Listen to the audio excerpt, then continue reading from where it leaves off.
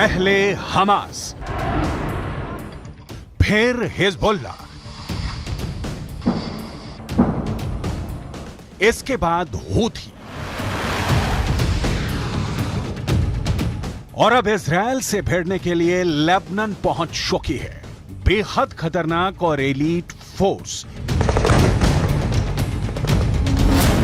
इमाम हुसैन ब्रिगेड।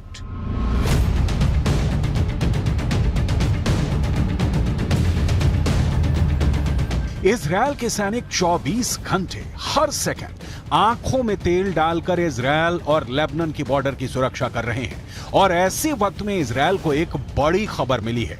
यह खबर नेतन्याहू के लिए मुसीबत पैदा करने वाली है।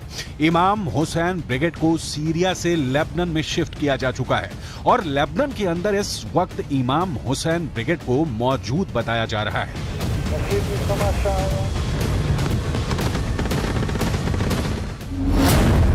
यह दावा इजराइल डिफेंस फोर्स के अरबी भाषा के प्रवक्ता अविचाई अद्राई ने एक ट्वीट के जरिए दी है। ट्वीट में लिखा गया है कि हाल के हफ्तों में इजराइल के खिलाफ हिजबुल्लाह के बुरी तरह से फेल होने के बाद अब इमाम हुसैन ब्रिगेड सीरिया से लेबनान आ गई है और इसका लीडर जुल्फिकार है। इमाम हुसैन ब्रिगेड को भी ईरान फंड करता है और दावा यह किया जाता है कि यह इमाम हुसैन ब्रिगेड ईरान के सबसे ताकतवर सेना इस्लामिक रिवॉल्यूशनरी गार्ड को रिपोर्ट करती है। इमाम हुसैन ब्रिगेड का सीधे लेबनान में पहुंचना गुरुवार को लेबनान से एक बार में लगातार 19 हमले और फिर शुक्रवार को हिजबुल्लाह के चीफ नसरुल्लाह की फायर ब्रांड स्पीच से साफ है कि मिडिल ईस्ट में अमेरिका और इजराइल के लिए खतरा बढ़ गया है। الاحتمالات في جبهتنا اللبنانية مفتوحة.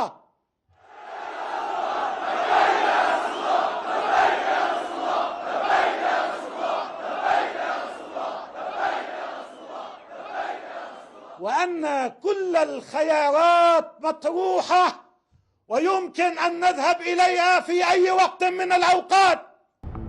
ईरान के राष्ट्रपति इब्राहिम रईसी पहले ही चेतावनी दे चुके हैं कि गाजा पट्टी को क्रॉस करके इजराइल ने रेड लाइन क्रॉस कर दी है।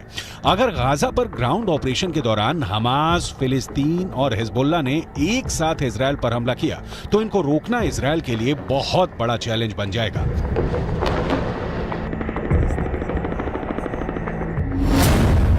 गाजा में हमास के लड़ाकों की तादाद 40 से 50 हजार के करीब है। उत्तर की तरफ लेबनान में मिलिशिया हिजबुल्लाह की तादाद 1 लाख से ज्यादा है। इनके सामने इजराइल में एक्टिव और रिजर्व फोर्स मिलाकर 6 लाख से ज्यादा सैनिक हैं। ये आंकड़े बताते हैं कि इजराइल के पास 4 गुना ताकत है।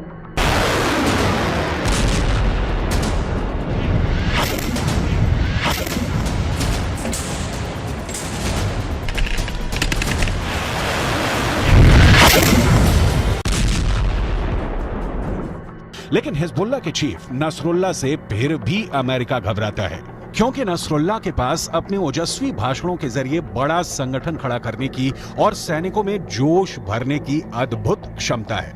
عمليات المقاومة في الجنوب ودماء شهدائنا وشهدائكم في الجنوب تقول لهذا العدو الذي قد يفكر بالاعتداء على لبنان أو بقيامه بعملية استباقية باتجاه لبنان أنك سترتكب أكبر حماقة في تاريخك ووجودك.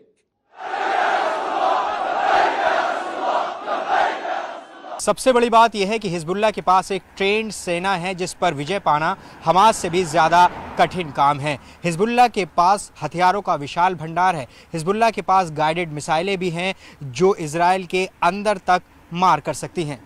हिजबुल्लाह के पास एंटी टैंक मिसाइलों का बहुत बड़ा जखीरा है, जिसकी वजह से इजराइल को नुकसान भी पहुंचा है। ये मिसाइल ईरान से सप्लाई की जाती रही है और ऐसी मिसाइलों का हिजबुल्लाह के पास बहुत बड़ा जखीरा है।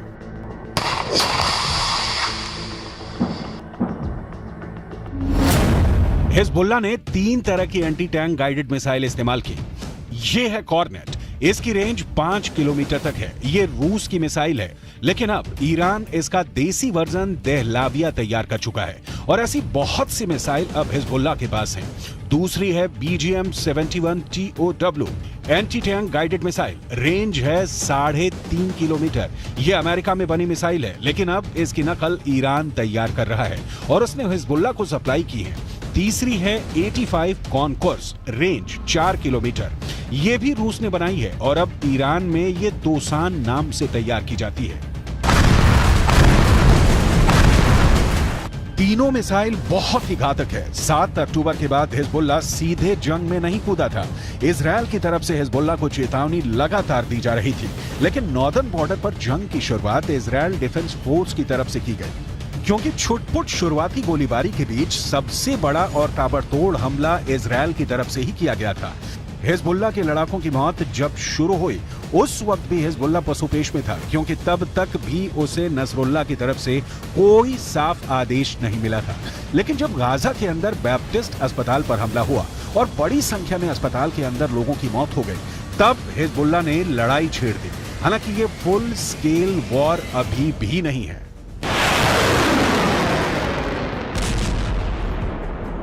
और इस 3 हफ्ते की लड़ाई में हिजबुल्लाह के अब तक 50 से ज्यादा लड़ाके मारे जा चुके हैं। अक्टूबर के तीसरे हफ्ते में तो हिजबुल्लाह के 20 से ज्यादा लड़ाके मारे गए थे, जिसके बाद इस जंग में हिजबुल्लाह धीमा पड़ता नजर आया, लेकिन बाद में धीरे धीरे वो इस जंग में फिर वापस आ गया। ईरान कभी अपनी जमीन पर युद्ध नहीं लड़ेगा, क्योंकि उसके रणनीतिकार बहुत होशियार हैं। ईरान की सरकार यमन, इराक और सीरिया को जमीन का इस्तेमाल करके अमेरिका और इजरायल के ठिकानों पर हमला कर रही है। इन देशों में अपनी जड़ें जमाने के लिए ईरान ने बरसों की मेहनत की है और अब वो उसका फायदा उठाना चाहते हैं। लेबनान एक ऐसा ही देश है जो जंग की चपेट में धीरे धीरे आता जा रहा है। लेबनान के अखबार नहार नेट ने यह रिपोर्ट किया है कि इजरायल ने ब्लीडा इलाके के पूर्वी बाहरी इलाके में फास्फोरस बम से हमला किया है, जिसकी वजह से वहां मौजूद आसपास के जंगलों में भारी आग लग गई थी। इन फास्फोरस बमों से लगी आग लंबे इलाके में फैले जंगलों तक फैल गई, जिससे भारी नुकसान हुआ। इजराइल की तरफ से लगातार ये कहा जा रहा है कि लेबनान हिजबुल्लाह के कंधों पर बंदूक रखकर जंग में कूदने का जोखिम ना उठाए, क्योंकि इस बार लेबनान बहुत बुरी तरह जंग की चपेट में आएगा और फिर ये कहकर पल्ला नहीं झाड़ सकता कि इस जंग में उसे हिजबुल्लाह ने घसीटा है। इजरायल के प्रधानमंत्री बेंजामिन नेतन्याहू पहले ही ये कह चुके हैं कि लेबनान को इस बार ऐसा जवाब दिया जाएगा कि वो दूसरी जंग लड़ने के काबिल ही नहीं बचेगा। שאתם עושים פה ומה ששמעתי עכשיו מהמפקדים שלכם זה דבר חשוב מאין כמוהו. אתם הורגים אנשי חיזבאללה שמנסים לתקוף את קו החזית שלנו. אני לא יודע עכשיו, כשאני נמצא איתכם, אני לא יכול להגיד לכם כרגע אם חיזבאללה יחליט להיכנס בצורה מלאה למלחמה.